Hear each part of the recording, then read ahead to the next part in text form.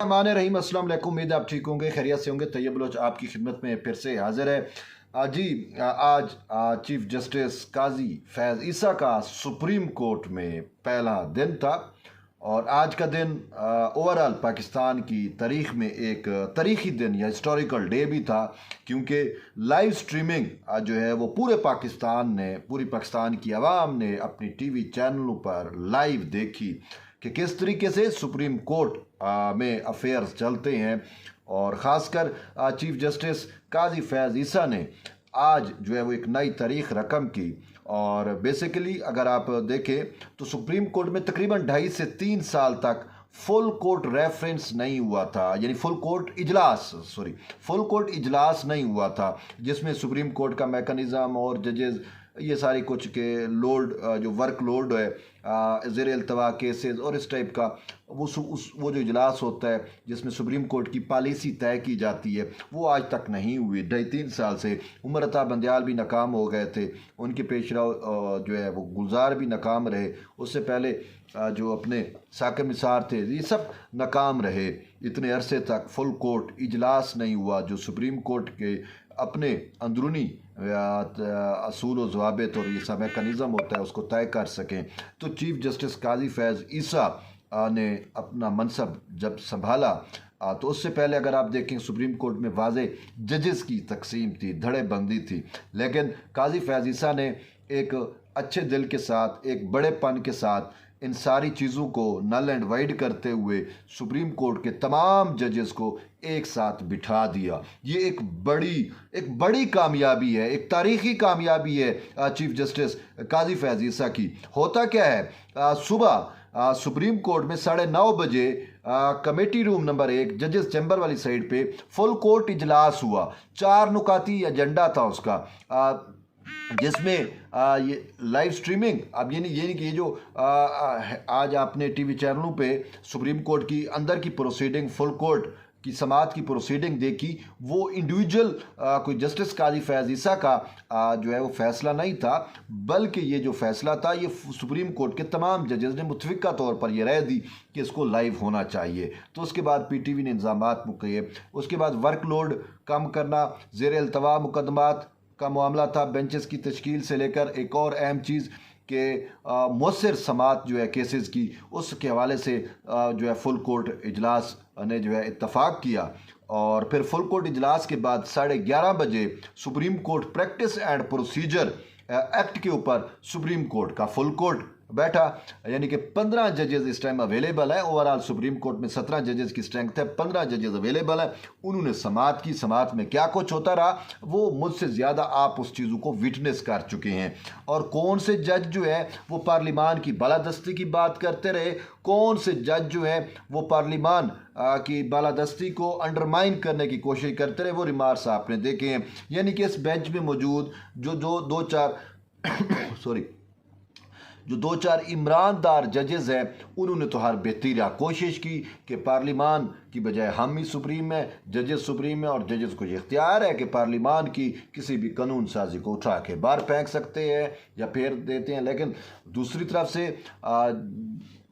चाहे chief justice काजी फैज़ ईसा हो, justice Mansoor Ali Shah हो, जस्टिस अतर मिल्ला हो, जस्टिस याह्या खान अफरीदी हूँ, इस टाइप के जस्टिस सरदार तारिक मसूद हूँ, जस्टिस जमाल खान मंदूखेल हूँ, उनके वाज़े तौर के ऊपर ये एक राय डिवेल्प होती रही कि नहीं जी, पार्लिमान सुप्रीम है, पार्लिमान जो कानून साजी करती है वो मुझे, आपको या इन जजेस को इख्तियार नहीं है।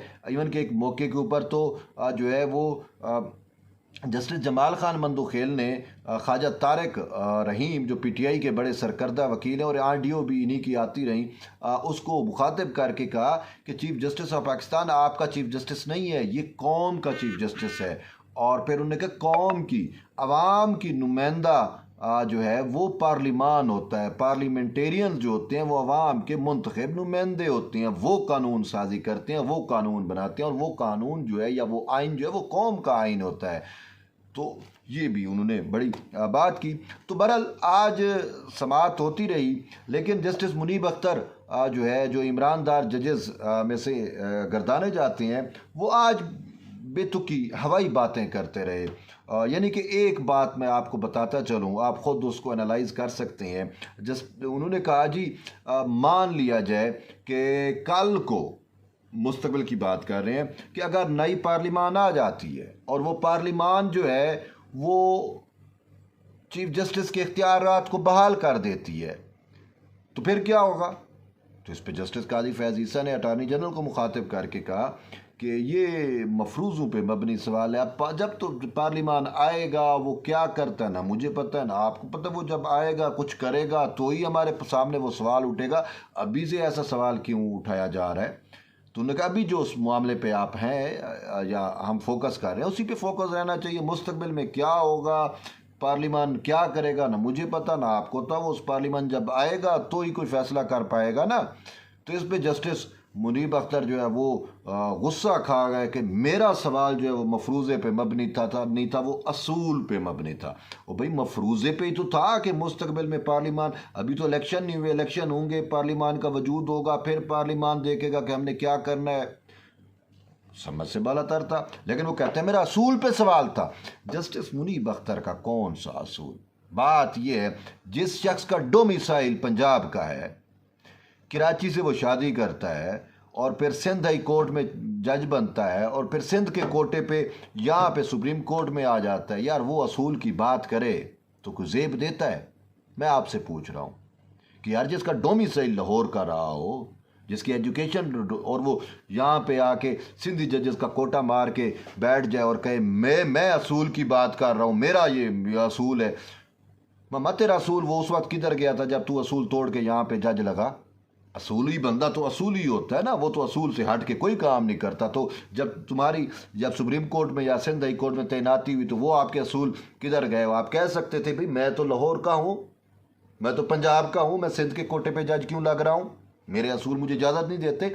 तब मैं आपको असूली बात, मैं क्या कौम मानती, अवाम मानती, पर चीज़ें एक्सपोज हुई हैं और होंगी। ये लाइव उसका ये एक बड़ा मज़ा है कि अवाम खुद विटनेस कर रही होती है। और फिर सबसे बड़ी बात मुझे ये कहा जा रहा है, आज जब चीफ जस्टिस काजी फैज़ ईसा ये सारा कोर्ट को कंडक्ट कर रहे थे तो हमारे कुछ पाकिस्तान पीपल्स पार्टी से ताल्लुक़ रखने वाले जियाले वर्कर्स, भुटूइज़म पे बिलीव करने वाले, वो ये कह रहे थे कि हम चीफ जस्टिस काजी फैज़ ईसा को उस वक्त चीफ जस्टिस मानेंगे, हम उस वक्त उसकी कदर करेंगे जब वो शहीद जुल्फ़िकार अली भुट्टो को इंसाफ देगा।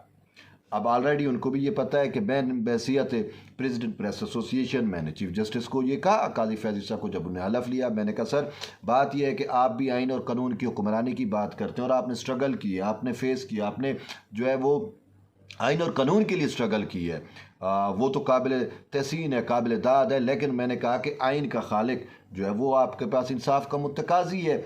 और वो आपने सुना होगा वो सारी तकरीर भी कि जिस तरीके से हर 4 अप्रैल को शाराए दस्तूर के ऊपर सुप्रीम कोर्ट के सामने उसकी तस्वीर लगी होती हैं और फांसी के फंदे वाली, और वो चीख चीख कर मुतालबा कर रही होती हैं कि आए आइन के मुआवज़ो मुझे कब इंसाफ दोगे।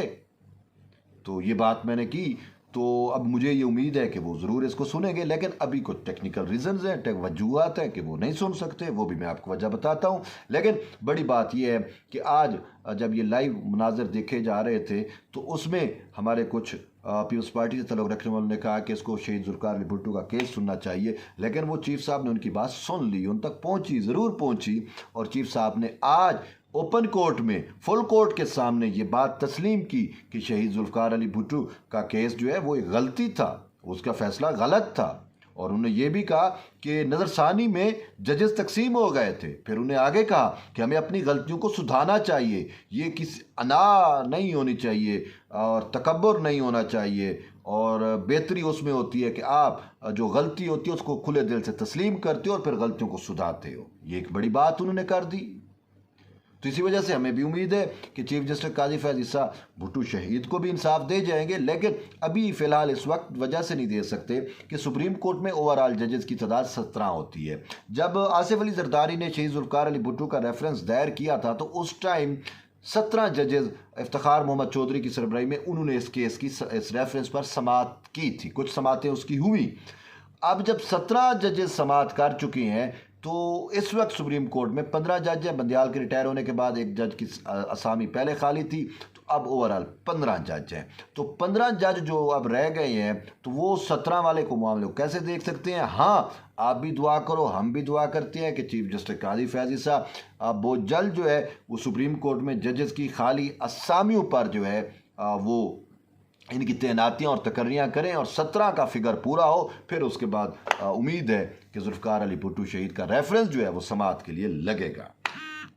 इसके साथ साथ एक और अहम चीज़ ये है कि एट द एंड मामला जो है वो तो 3 अक्टूबर तक चला गया है, समाअत फिर से होगी इस मामले पे। लेकिन चूँकि बेंचेस की तश्कील का मामला जो है वो उसको हल करना मकसूद था आज की पूरी एक्सरसाइज में, क्योंकि supreme court practice and procedure act जो है ये पाबंद बनाता है कि 3 रुकनी कमेटी, चीफ जस्टिस और 2 सीनियर तरीन जज इजाजुल हसन और जस्टिस सरदार तारिक मसूद पर मुश्तमिल 3 रुकनी कमेटी जो है वो बेंच तश्कील देगी। लेकिन बंदियाल साहब ने स्टे आर्डर जारी कर दिया था। तो अब चीफ जस्टिस काजी फैज़ ईसा ने मनसब संभालने के बाद वो थे कि आया मैं उस कानून को मानूं जिसके खिलाफ सुप्रीम कोर्ट ने स्टे आर्डर दिया हुआ है, या मैं बंदियाल की तरह चलूं। बंदियाल की तरह चलें तो वो 1 मैन शो बनते। तो इस वजह से उन्होंने फुल कोर्ट बेंच बिठाया। तो एट दी एंड अब कुछ ये कह रहे हैं कि जी वो हुक्म इम्तना बरकरार है। टेक्निकली तौर पे हुक्म इम्तना जो है वो गैर मुअस्सर हो गया है। अब मैं आपको वजह बताता हूँ वो कैसे। बात सिंपल सी है कि आपके सामने चीफ जस्टिस ने जो है जस्टिस इजाजुल हसन और जो दाएं बाएं सीनियर तरीन 2 जज बैठते हैं उनसे पूछा कि बेंचेस की तश्कील पे जो है वो मैंने मुशावरत करनी है, तो क्या आप इस पे इत्तफाक करते हैं कि हम तीनों मिलकर मुशावरत करके बेंच बना दें? तो उस पर उन्होंने कहा कि हाँ हम एग्री हैं, मुशावरत करते हैं, मुशावरत ठीक है। तो इस वजह से जो कमेटी यानी कि जो supreme court practice and procedure act था उसमें ये पावर कमेटी को दी गई थी। ठीक है, कमेटी ने करना था तो यही कमेटी 3 रुकनी कमेटी थी, चीफ जस्टिस सरदार तारिक मसूद और जस्टिस इजाजुल हसन, उन्हीं कमेटी ने ही जो है वो इत्तफाक किया। तो यूं हुक्म इम्तना गैर मुअस्सर हो गया। और फिर उसके बाद जो बेंच अब सुप्रीम कोर्ट की जानिब से रोस्टम भी जारी कर दिया गया आंदा यानी कि इसी हफ्ते का, और बेंच भी तश्कील दे दिए गए हैं। तो ये मुशावरत से तश्कील दी गई, अच्छी बात है। तो यूं हुक्म इम्तना जो है वो गैर मुअस्सर हो चुका है और ये एक बड़ी अहम और टेक्निकल चीज़ है जो समझने की है। तो बहरहाल समाअत 3 अक्टूबर को होगी। अभी इसका मुस्तकबिल का तयन होना है कि मुस्तकबिल में इस क्या लाए अमल होगा। लेकिन फिल वक्त ये ज़रूर है कि अब जो बेंचेस की तश्कील का मामला जो है वो जो सॉल्व नहीं हो रहा था वो अब सॉल्व हो गया। चीफ जस्टिस जो है वो काजी फैज़ ईसा जो अब बेंच बनाएंगे वो उस supreme court practice and procedure के तहत जो 3 रुकनी कमेटी है उसी के तहत जो है वो बेंचेस की तश्कील हो गई। ये बड़ी एक विन है, बड़ी विक्ट्री है, और यही पार्लिमान चाहता था। यही पार्लिमान की जो आइन साजी थी वो इसी वजह से की गई थी, और यही supreme court practice and procedure act जो है वो चीफ जस्टिस को पाबंद बनाता था, उस पर तो इम्प्लीमेंट हो रहा है। That's a wonderful thing. बहरहाल ये तो अहम चीज़ें थी जो मैंने कहा आप तक शेयर करूं। आपकी फीडबैक का ज़रूर इंतज़ार रहेगा और आप अपने एक्सपीरियंस भी शेयर करें कि आज आपने इस कार्रवाई को कैसा देखा और चीफ जस्टिस